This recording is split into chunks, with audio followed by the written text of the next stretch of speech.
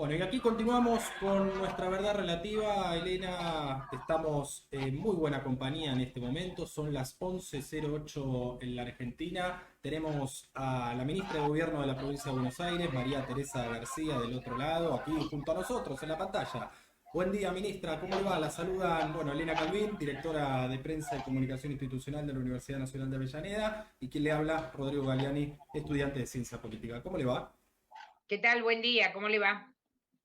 Bueno, muy bien. La verdad que son horas muy, muy complejas, ¿no? Y también teñidas de muchas cuestiones que iremos analizando en el correr de la charla. Le quiero preguntar así para arrancar, para romper el hielo, después de haber transcurrido algunas horas, ¿cómo analizan desde el gobierno de la provincia toda esta situación que montó Beatriz Arlo junto a los medios hegemónicos con respecto a la vacunación en la provincia?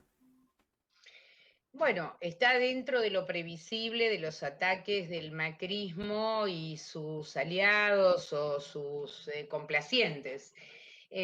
Lo venimos sufriendo desde que comenzó prácticamente la gestión, ¿no? Yo siempre digo, el gobernador Kicillof tuvo los primeros meses de gestión 35 tapas de Clarín en contra.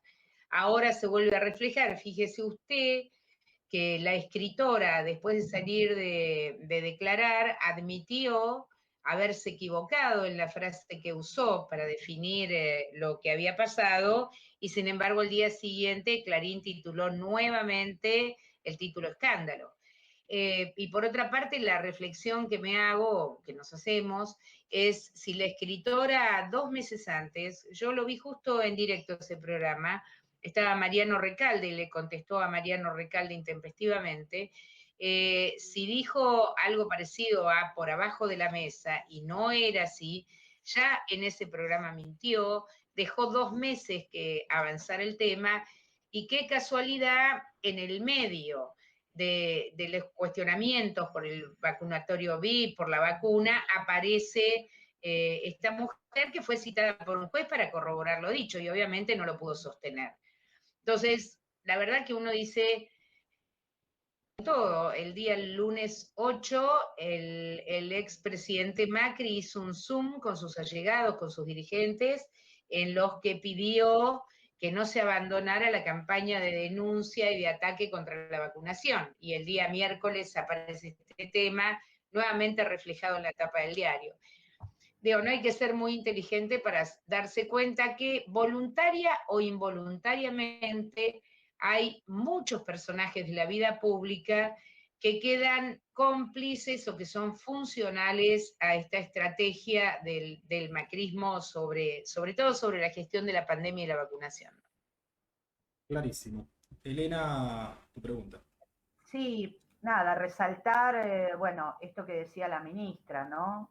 Frente a la brillante campaña de vacunación que lleva adelante el gobierno de la provincia de Buenos Aires, justo en la semana, ¿no? Que se desata el desastre que hicieron en Cava con la vacunación de los adultos mayores. No es casual que necesiten una tapa de diario para tapar lo que va sucediendo ahí en el bastión del macrismo. Y además, atándolo con otra cosa, discúlpeme, porque al día siguiente empezó a aparecer públicamente la voluntad del macrismo de que la vacunación sea privada, de que las provincias y los sectores y quien quiera pueda acceder a la vacuna de manera privada. Entonces no es una casualidad. Digamos, fuerte ataque a la campaña de vacunación pública en la provincia de Buenos Aires, y ante el éxito, fuerte ataque al gobernador y a su familia, que eso es lo más lamentable, y tras cartón una apelación de Bullrich diciendo que bueno, que el que no se pueda comprar la vacuna, qué sé yo, Dios dirá, ¿no? Entonces, no es una casualidad, yo ya estoy comenzando a pensar que hay una voluntad de privatización de la vacuna. Ya todos sabemos lo que significa los medicamentos, las vacunas, las patentes, son un gran negocio mundial y son cuestiones de la geopolítica en estos momentos, y me parece que empiecen a aparecer estas voces desde el macrismo, apelando a que la vacunación sea privada, lo tengo que empatar con lo que ha hecho el intendente de la capital cuando entregó a las obras sociales y a las prepagas gran parte de las dosis que tenían. O sea, me parece que es todo parte del mismo pensamiento. Claro, tiene que ver con un desprecio a lo público, ¿no? Uh-huh. Sí, y una afectación al mercado, digamos, ¿no? Y una alianza con el mercado permanentemente, con los negocios privados, cuando en verdad en ningún lugar del mundo hoy la pandemia es vista como la necesidad de atender la pandemia desde lo privado, sino todos los estados se están haciendo cargo. Claro, incluso, bueno, Patricia Bullrich estos días pidió como que cada provincia, que cada ciudad pudiera comprar por sí las vacunas, ¿no? Cuando se sabe que por una decisión, nada, de la Organización Mundial de la Salud y de los estados nacionales, la compra es exclusivamente a través de los estados-nación. Exactamente, y además, muy claramente desde el principio, el presidente de la Nación, yo siempre pongo el mismo ejemplo, mire, cuando comenzó la pandemia y hubo que prepararse para atender la enfermedad, tuvimos muchos casos que algunas provincias, algunas empresas, incluso algunos particulares, se apuraron a comprar respiradores porque se los permite su ingreso. Eso iba a producir un gran descalabro porque iba a haber provincias o particulares que tuvieran y las personas internadas en emergencia no.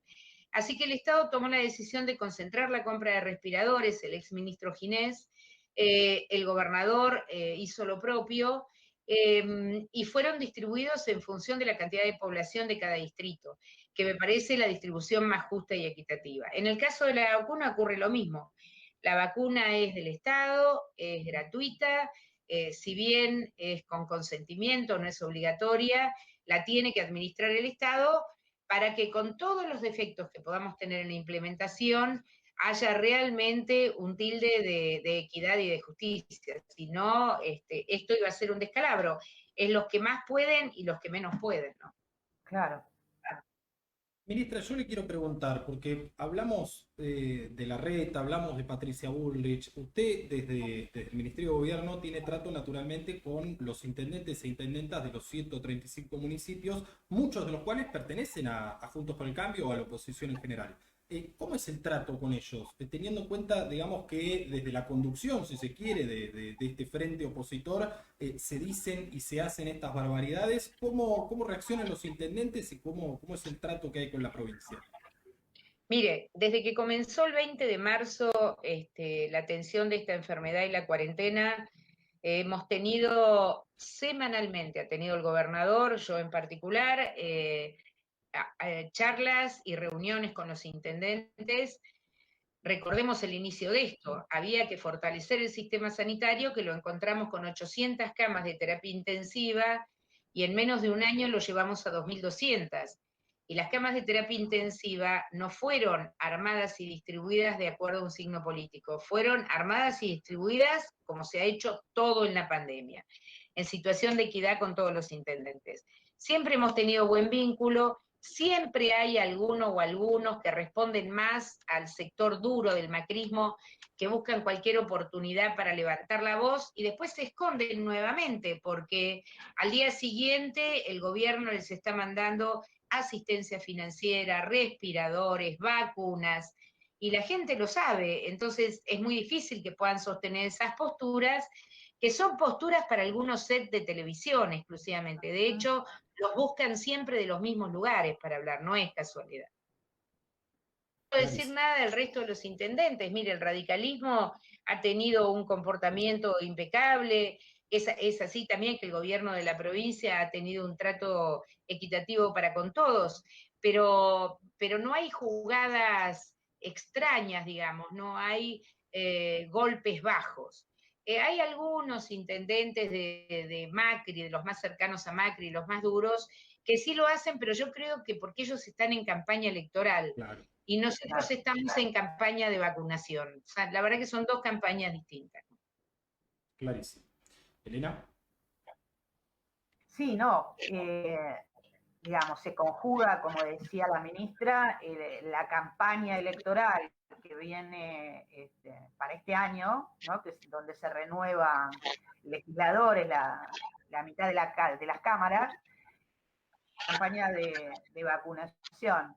Y si uno mira en los medios de comunicación, pareciera que, claro, como no tienen la responsabilidad de gestión, hacen eje en una situación tan complicada, tan angustiante para la población, ¿no? Como es la vacuna, como es la pandemia, para llevar agua para su molino, para lograr los votos que le faltan, ¿no? Sí, yo lo que habría que pensar, ¿no? Habría que analizar, realmente uno no tiene tiempo para estas cosas, pero ¿qué le pasa al electorado de esta gente, no? Porque el electorado de esta gente que los eligió para hacer oposición, no los eligió para ser una empresa de demolición, los eligió para hacer oposición política, no destructores. ¿Y qué le pasa a su electorado que hoy también está esperando la vacuna, que también recibió los beneficios del apoyo financiero de la provincia, que constantemente tiene el acompañamiento del gobernador?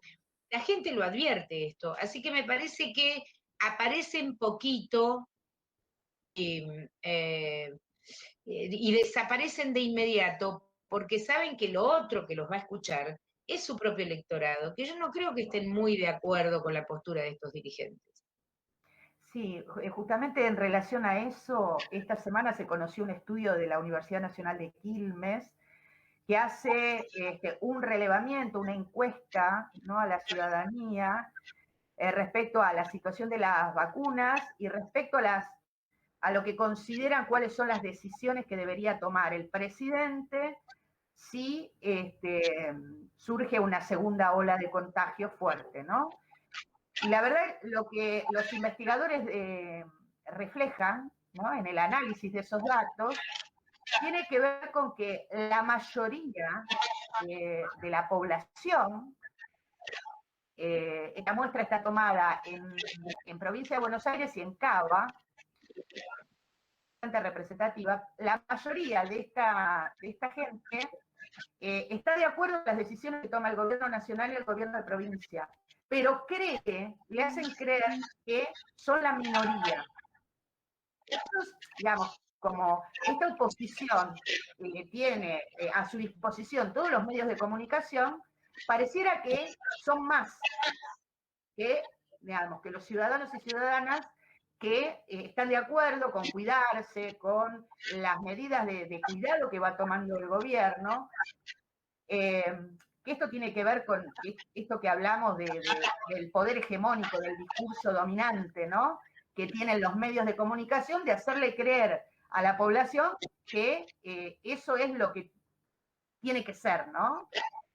Y, digamos, nos pasa a muchos y a muchas que a veces nos sentimos más en esta situación en la que, bueno, de aislamiento, si se quiere, que uno no puede tener contacto con tantos y tantas compañeras y compañeros, que le parece que uno queda solo en esta posición de cuidado, ¿no? Y es algo que te hacen creer los medios de comunicación. Sí, exclusivamente es una política y una estrategia de los medios de comunicación que son adictos al macrismo. Por eso digo, hay en la sociedad muchos sectores, los de la justicia, con el OFER, hay medios de comunicación, algunos sectores de la cultura, como Sarlo, que son funcionales a ese pensamiento. Ahora, a la sociedad, a la gente le pasan otras cosas, Claro. Y no es tonta. La gente advierte que hay una preocupación enorme del Estado por cuidar esta enfermedad. Mire, yo repetí el otro día, lo dije hoy en una entrevista, es verdad, lamentablemente, tenemos que lamentar la pérdida de seres queridos de 52 familias en este país aproximadamente. Pero las personas que fallecieron por la enfermedad, no fallecieron porque no tuvieron un respirador o una cama de terapia intensiva como uno lo ha visto en otros lugares del mundo. Digamos, porque la enfermedad ataca y mata, porque hay que cuidarse, porque hay que vacunarse, pero no porque el Estado haya estado ausente cuando cualquier persona haya ido a un hospital y no lo hayan dejado tirado, como hemos visto en otros lugares también, en la puerta del hospital o se haya muerto en su casa. Eso no ocurrió y eso habla de la enorme fuerza que se le ha puesto a toda esta campaña. Pero está bien lo que usted dice, hay que analizar qué le pasa a la sociedad con todo esto, y yo soy una convencida que cuando esto pase, y esperemos, pidamos a Dios que pase rápido, va a haber una consideración social respecto de lo que se hizo. Y del otro lado van a estar aquellos que tiraron piedras todo el tiempo, hablando de infectadura, de la cuarentena más larga del mundo, acusando a los científicos de truchos, diciendo que la vacuna era veneno, haciendo denuncias penales, diciendo que la vacuna no iba a venir, cuando vino diciendo que no venían más, cuando vino la segunda tanda diciendo que eran insuficientes, digamos. Y le digo, en lo personal, yo estoy preparada a seguir explicando y resistiendo esta oposición, porque sí creo que los funcionarios y la dirigencia política tenemos que explicar, porque el silencio es cómplice de estas estrategias. Hay que hablar, en todos lados hay que explicar. Clarísimo, ministra. Hablamos, bueno, de campaña de vacunación, hablamos del vínculo con los intendentes e intendentas, hablábamos recién de los medios de comunicación. Le quiero preguntar, por ejemplo, hace unos días el gobernador presentó junto, bueno, al ministro de Infraestructura, el subsecretario de Obras Públicas, un plan muy ambicioso de vivienda. En particular, en su cartera, ¿qué proyectos se están trabajando? ¿Qué proyectos hay en carpeta? Pensando un poco en la post-pandemia, ¿no? Que parece lejana, pero algún día llegará. Bueno, en materia de tierra y vivienda, el gobernador en el mes de septiembre creó la unidad de coordinación de tierra y vivienda de la provincia de Buenos Aires bajo mi cargo. No pude estar en ese acto porque tenía otra actividad. Nosotros tenemos desde el mes de octubre, antes también, pero un intenso trabajo en materia de regularización de suelo.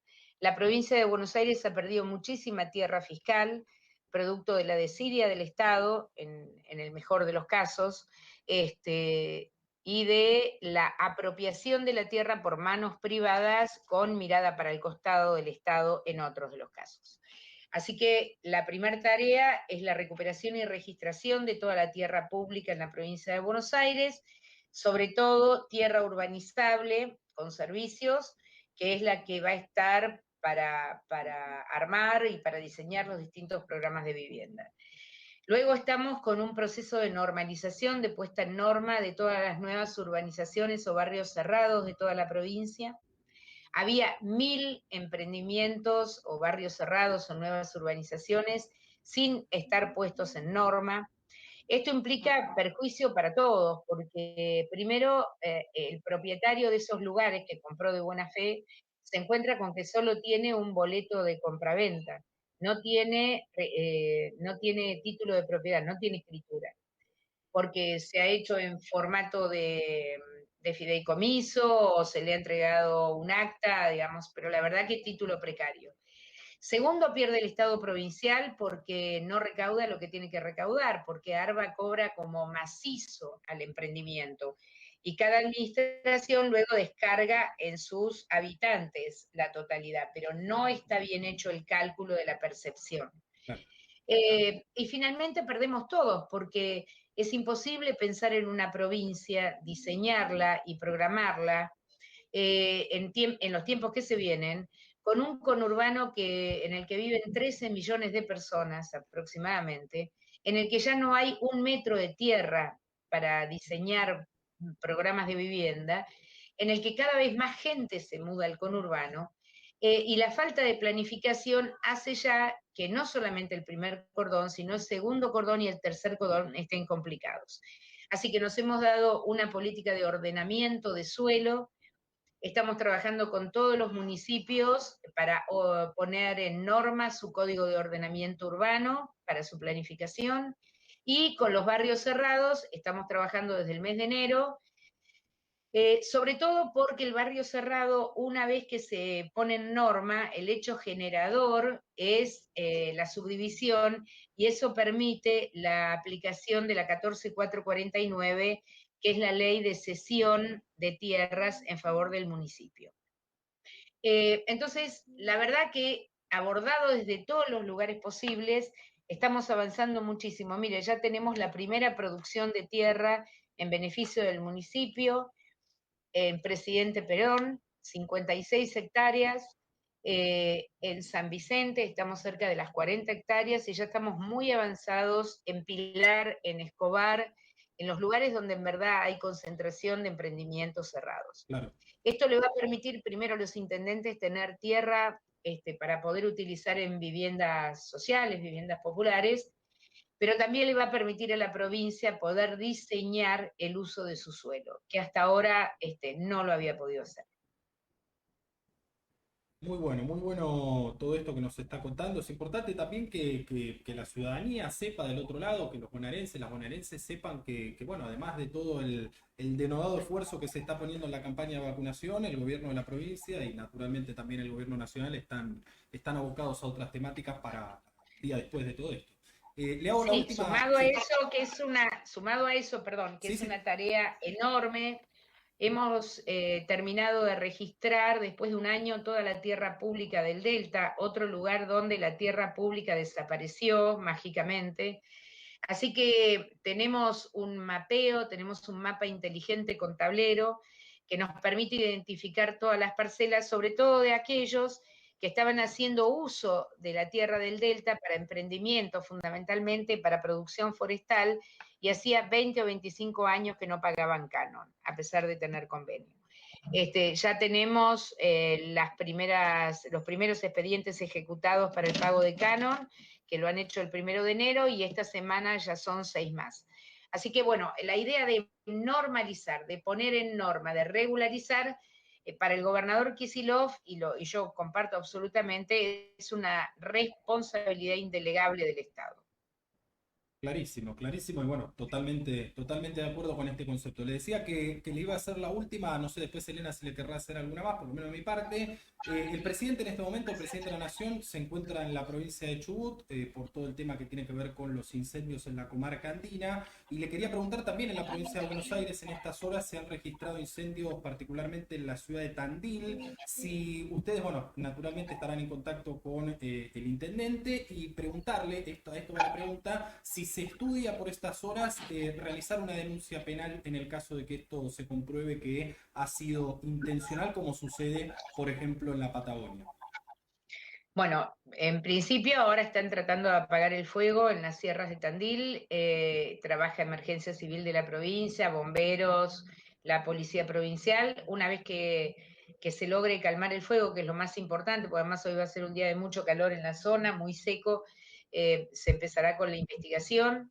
Si el incendio fue intencional, empiezan las causas judiciales. Ahora, también hay una ley nacional que indica que es imposible enajenar toda aquella tierra que haya sido objeto de incendios, porque dice la historia, sobre todo en la Patagonia y sobre todo en el Delta, que lo hemos sufrido mucho este año, que aquellos incendios intencionales a posteriori tienen un negocio inmobiliario atrás. Claro.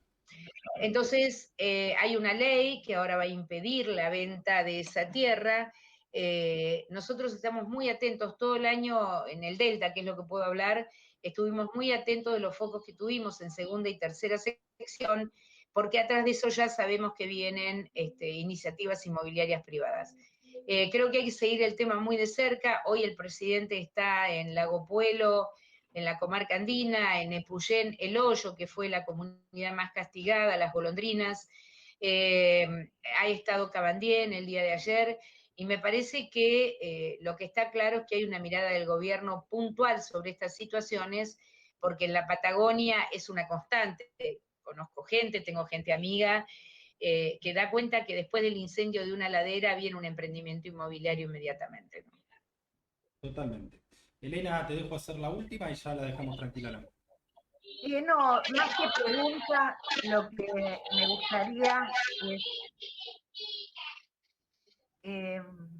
me gustaría es, bueno, expresar nuestra... ¿Bien? Sí, perfecto. Sí, sí. lo que me gustaría es expresar nuestra solidaridad con el gobernador, con la familia del gobernador frente a estos ataques. Bueno, repudiar fuertemente esta campaña mediática opositora frente a una gestión brillante de vacunación. Bueno, ofrecerles establecido este contacto para lo que necesiten comunicar. Sabemos que el lenguaje mediático al que nos someten es complicado, así que bueno, desde nuestros pequeños medios alternativos, nada, ofrecerles el espacio para lo que necesitan. Bueno, se agradece mucho y dos cosas solamente para terminar.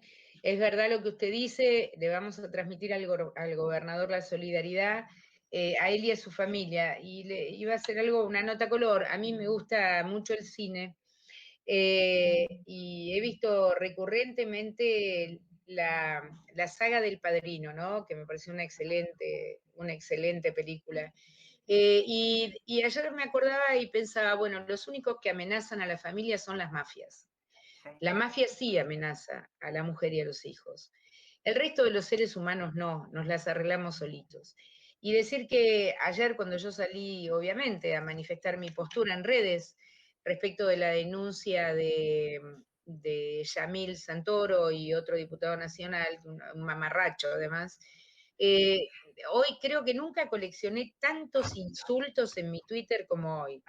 Estoy bloqueando desde la mañana, además bloqueo porque me parece que no tienen que tener ni un renglón en mi teléfono, pero el nivel de agresión y de violencia es enorme.